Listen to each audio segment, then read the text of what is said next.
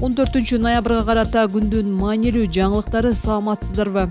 М-банк Орусияга каршы санкцияларды бузуп жатканы тууралуу айыптоолордон кийин УКМКга кайрылды. М-банк коммерциялык банкы чет элдик интернет ресурстар менен телеграм каналдарда банкка карата атааңдаштар тараткан жалган маалыматтардан коргоо үчүн УКМКга арыз менен кайрылганын билдирди. М-банк мында орусиялык банктарга санкциялардан кыйгап өтүүгө жардам берип жатканы тууралуу Foreign Policy Research Institute басылмасына жарыяланган макала жөнүндө айтып жаткандай, кийин ал макаланы Nexta Live Беларусь телеграм каналы көчүрүп чыгарган. М-банк жалган маалыматтын булагы банктын өлкө ичиндеги атааңдаштары экенин белгилеп, макаладагы дооматтардын баарын чечкиндүү түрдө четке кагууда.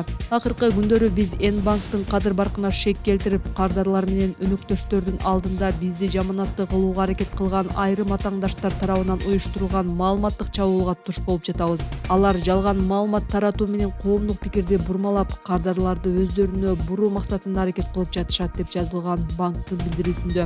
М-банк дарегинде айтылган бардык айыптоолор жалган жана негизсиз экенин белгиледи. М-банк Кыргыз Республикасынын мыйзамдарынын жана эл аралык стандарттарынын, анын ичинде акчаны адалдоого каршы күрөшүү жана антисанкция саясатынын негизинде иш алып барат. Биздин ишмердүүлүгүбүздү толугу менен ачык, айкын жана тиешелүү органдардын, ошондой эле эл аралык өнөктөшүбүз болгон каржы институттарынын көзөмөлүндө деп белгилешти банктан. Банк өзүнүн ишкердик репутациясын жана кардарлардын кызыкчылыктарын коргоо максатында УКМКга кайрылып, тергөө иштерин жүргүзүүнү жана күнөөлүүлөрдү жоопкерчиликке тартууну өтүнгөнүн билдирди. Орусия 2022-жылы февралда Украинага толук масштабдуу кол салгандан кийин АКШ жана Евробиримдикке мүчө өлкөлөр Москвага каршы санкцияларды киргизген. Кыргызстан Борбор Азиядагы башка өлкөлөр сыяктуу эле Украинадагы согуш боюнча расмий нейтралдуу позицияда экенин билдирген. Бирок Орусия санкцияга илинбеген. Кыргызстан, Казакстан сыяктуу өлкөлөр аркылуу батыш технологияларын алууну улантып келет. Ташиев Матраимов $200 миллион төлөп үй камагына чыкканын айтты.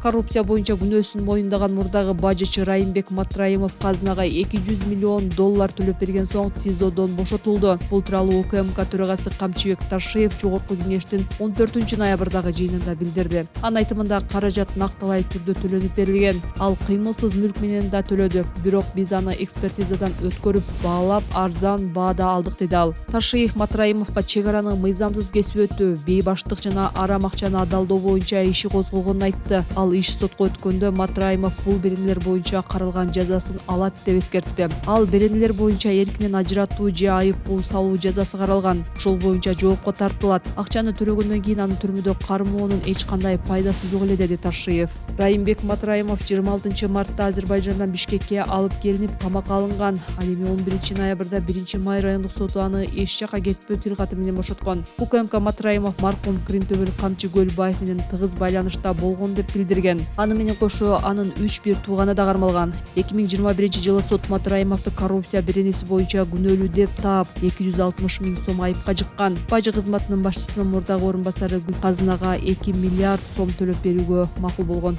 Ташиев добуш сатып алуу боюнча Социал-демократтар партиясынын 3-4 мүчөсү камакка алынды. УКМКнын башчысы Камчыбек Ташиев парламенттин 14-ноябрдагы жыйынында Социал-демократтар партиясынын мүчөлөрүнүн кармалышы боюнча комментарий берди. Кечээ бир чоң партиянын штабынан талапкерлер өздөрү түздөн-түз уюштуруп добуш сатып алууну пландашкан, тизме түзгөн. Ошонун баарына мыйзам чегинде чара көрүлдү. Ошол партиядан 3-4 адам камакка алынды, деди ал. Ташиев шайлоо өтө турган жекшемби күнү да укук коргоо органдары бул багытта иш алып барарын билдирди. Укук коргоо органдары шайлоо күнү да бардык шайлоо тилкелеринде, көчөлөрдө да иштешет. Ошондуктан добуш сатып албагыла, таза шайлоо өткөрүшүбүз керек, деди атайын кызматтын башчысы. Ал алдыдагы шайлоодо бийлик бир дагы партияны, бир дагы талапкерди колдобой турганын кошумчалады. 13-ноябрь күнү кечинде Социал-демократтар партиясынын мүчөлөрү өздөрүн тааныштырбаган белгисиз кишилер штабка келип тинтүү жүргүзө баштаганын билдиришкен. Андан соң партия лидери Темирлан Султанбековду суракка алып кетишкен. Бүгүн шайлоочулардын добушун сатып алууга шектелип, партиянын штаб башчысы Ирина Карамушкина менен партиянын ишенимдүү адамы Роза Түрксевердин кармалганы белгилүү болду. Ошондой эле Султанбеков менен анын атасы да кармалганы кабарланууда. Бирок милиция азырынча бул боюнча комментарий бере элек. Кыргызстанда жергиликтүү кеңештердин депутаттарын шайлоо 17-ноябрга белгиленген. Андагы талапкерлердин арасында социал-демократтардын да мүчөлөрү бар.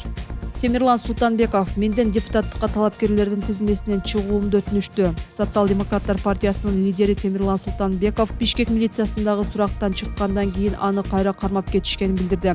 Султанбековдун айтымында сурактын жүрүшүндө андан Бишкек шаардык кеңешинин депутаттыгына талапкерлердин тизмесинен чыгуу тууралуу арыз жазууну өтүнүшкөн. Ошондуктан биз талапкерлер менен чогулуп муну талкуулайбыз. Биз чындык үчүн баратабыз. Тилекке каршы мен көптөгөн жемкорлордун куйругун баскам. Мени баары жек көрөт, ошону билип койгула, деди ал. Султанбеков ошондой эле сурактын жүрүшүндө негизинен кечинде милиция тараткан партиянын штаб башчысы Ирина Карамушкинанын катышуусундагы аудио жазуу жөнүндө сөз болгонун кошумчалады. Анда Карамушкина телефон менен сүйлөшүп жаткан адамга партия жетекчилеринин бири Назар Ниязовго акча берип жибергенин айткан. БШКнын сайтында талапкер Ниязовго айлык акы катары 15 000 сом берилгенин көрсөңөр болот. Ооба, биз башка партиялардай 30-50 миңдей төлөп бере албайбыз. Бирок 15 миңден бергенге аракет кылып жатабыз. Бардыгы келишим боюнча биз муну далилдеп бердик. Тергөөчүлөр шок болуп калышты, деди ал. Партия лидери Ирина Карамушкина менен Роза Турксевердин кармалышын Кыргыз Республикасынын мыйзамдарын одоно бузулушу деп атады. Анын бул билдирүүсүнөн кийин апрель редакциясы милиция кызматкерлери Султанбековду кайрадан кармап кетип жатканы тартылган видеону жарыялады. Бул маалыматты журналисттерге партия мүчөлөрүнүн бири ырастады.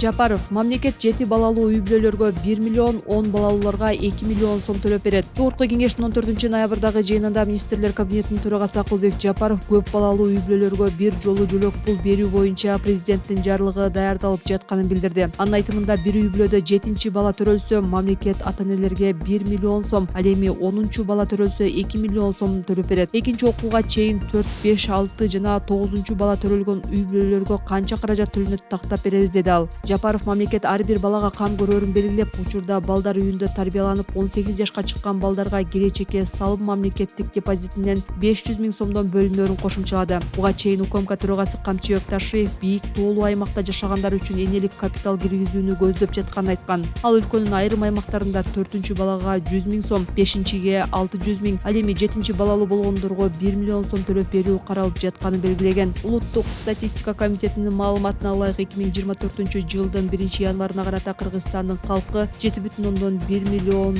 адамды түзгөн.